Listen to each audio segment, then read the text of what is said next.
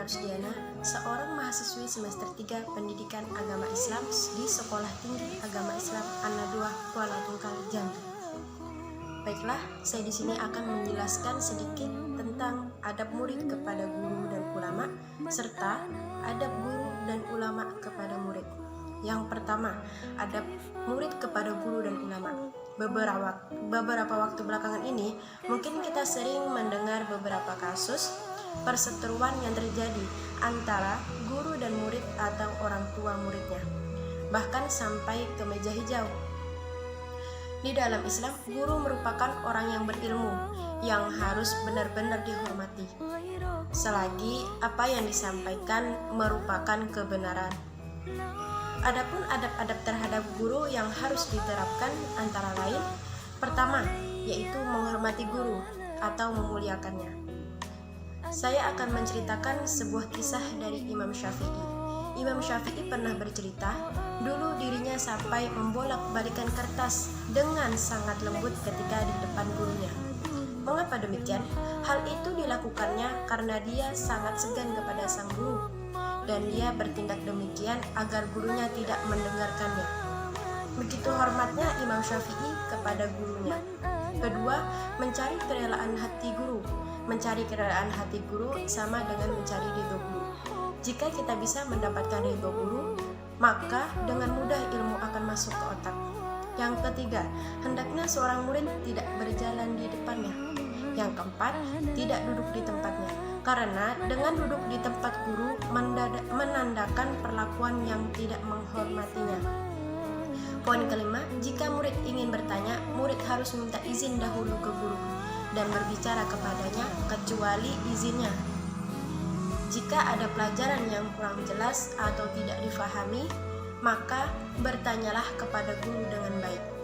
Tenang, tidak tergesa-gesa, dan gunakanlah bahasa yang sopan dan santun. Keenam, sabar menghadapi gurunya. Manusia tidak luput dari salah dan dosa, tidak terkecuali seorang guru. Terlebih saat banyak pikiran, terkadang emosi sulit untuk dikendalikan. Maka dari itu, murid harus bisa memaklumi sikap gurunya yang terkadang membuat jengkel. Ketujuh, tidak banyak bicara di hadapan guru yang sedang lelah. Kondisi tubuh yang lelah akan tidak baik jika harus melayani sebuah pembicaraan yang terlalu berkepanjangan. Ketahuilah kondisi guru jika sedang lelah, maka bicaralah seperlunya dan meminta izin agar gurunya dapat beristirahat. Kedelapan, sebagai murid harus bisa menjaga waktu, mengganggu waktu istirahat guru. Jangan mengganggu waktu istirahat guru ya. Yang kesembilan, menjauhi hal-hal yang membuat dia marah. Yang kesepuluh, mematuhi perintahnya selagi tidak bertentangan dengan agama. Hukumnya adalah wajib jika tidak bertentangan dengan agama, dan hal yang diperintahkan pun baik bagi si murid. Islam sendiri sangat memuliakan orang yang mengamalkan ilmunya. Islam pun menjelaskan ilmu yang tidak diamalkan bagaikan pohon yang tidak berbuah. Ke-11, termasuk menghormatinya adalah dengan menghormati anak-anaknya dan kerabatnya. Pengarang kitab Al-Hidayah bercerita bahwa seseorang pembesar negeri Bukhara duduk di suatu majelis ilmu. Nah, di tengah-tengah pengajian, dia berdiri lalu ditanya temannya, "Mengapa demikian?" Dia menjawab, "Sungguh, putra guruku sedang bermain di jalan. Oleh karena itu, jika aku melihatnya, aku berdiri untuk menghormatinya." Ke-12, tidak belajar hendaknya berpakaian rapi dan sopan. Hal ini sangat dianjurkan karena akan menunjang kenyamanan dan kelancaran dalam proses belajar mengajar. Ke-13, mendoakan kebaikan kepada guru. Salah satu hal yang dapat kita lakukan untuk membalas kebaikan guru adalah dengan cara mendoakannya. Rasulullah SAW bersabda, "Apabila ada yang berbuat baik kepadamu, maka balaslah dengan balasan yang setimpal. Apabila tidak bisa membalasnya, maka doakanlah dia dengan engkau memandang telah mencukupi untuk membalasnya." Yang kedua, poin kedua, adab guru dan ulama kepada murid. Di antara adab-adab guru dan ulama kepada murid, yang pertama, guru harus bersifat adil. Keadilan pendidik terhadap peserta didik mencakup berbagai hal, seperti memberikan perhatian, kasih sayang, memenuhi kebutuhan, bimbingan, pengajaran, dan pemberian nilai. Apabila sifat ini tidak dimiliki oleh seorang pendidik, maka ia tidak akan disenangi oleh peserta didiknya. Dan apabila terjadi proses pembelajaran, maka tidak akan mendapatkan hasil yang optimal. Kedua, guru dan ulama harus bersifat ikhlas. Mengapa demikian?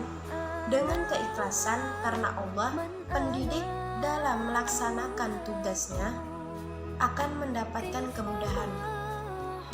Karena sasaran pendidikan adalah hati, apa yang diberikan hati akan diterima oleh hati dengan baik. Selain itu, yang tidak kalah pentingnya, semua proses pendidikan yang diberikan pendidik dengan ikhlas akan dihitung sebagai ibadah kepada Allah.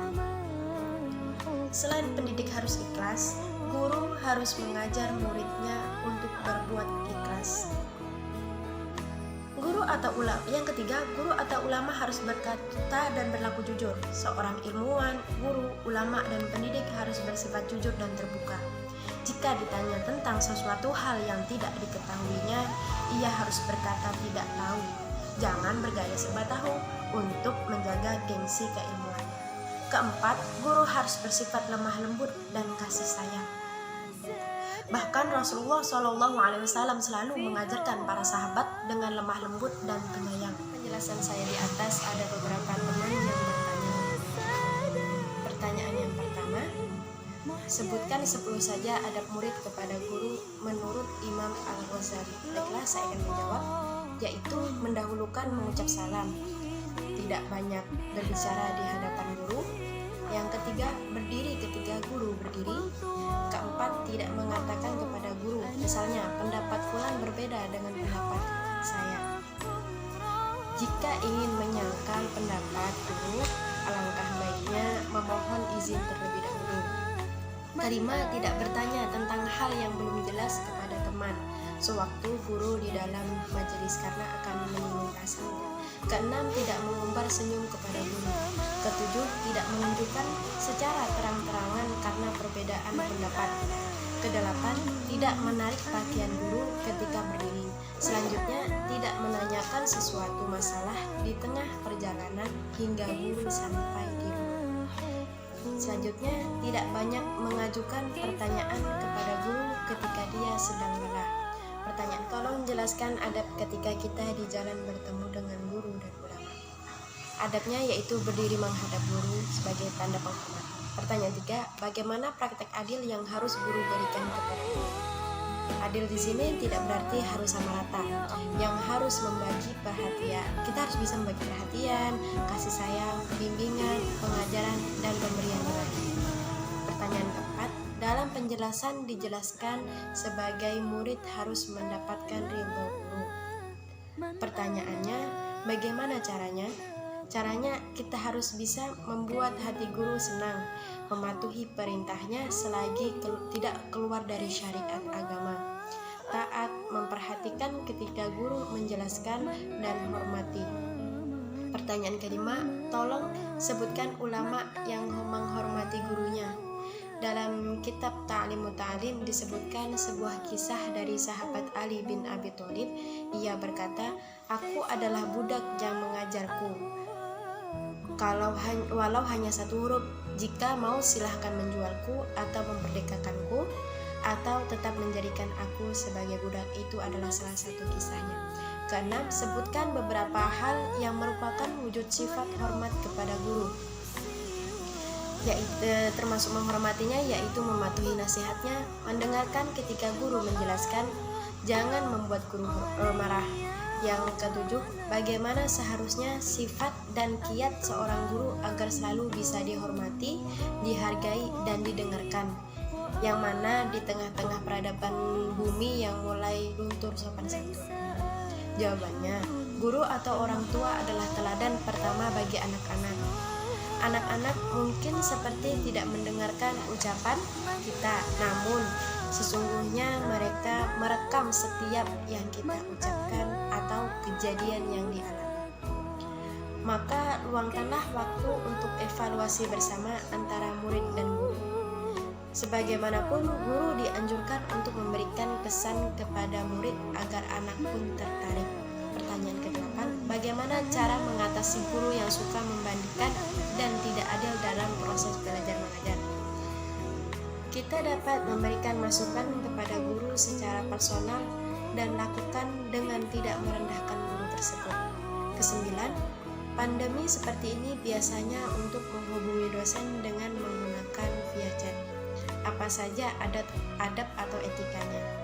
Adab atau etikanya yang pertama, waktu pengiriman. Pilihlah waktu yang tidak digunakan istirahat dan beribadah. Gunakanlah jam kerjanya ketika mengirimnya. Kedua, salam pembukaan. Ketiga, permintaan maaf. Keempat, perkenalan diri. Kelima, menggunakan bahasa formal atau tidak singkat dengan baik. Kemudian menggunakan kalimat sederhana dan efektif. Terakhir, salam penutup jangan lupa. Pertanyaan 10, sebutkan hadis yang berkaitan ketika etika guru terhadap siswa. Dari Nu'man bin Hashir, ia berkata bahwa Rasulullah bersabda, berlakulah adil kamu di antara anak-anakmu. Berlakulah adil kamu di antara anak-anakmu. Hadis An-Nasai dan Baihaqi. Pertanyaan 11, sebutkan kode etik guru.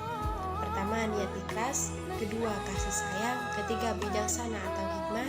Keempat, memiliki waktu yang tepat atau agar murid tidak bosan. Kemudian yang terakhir, memberikan teladan. Pertanyaan terakhir, sebutkan ciri-ciri guru yang baik.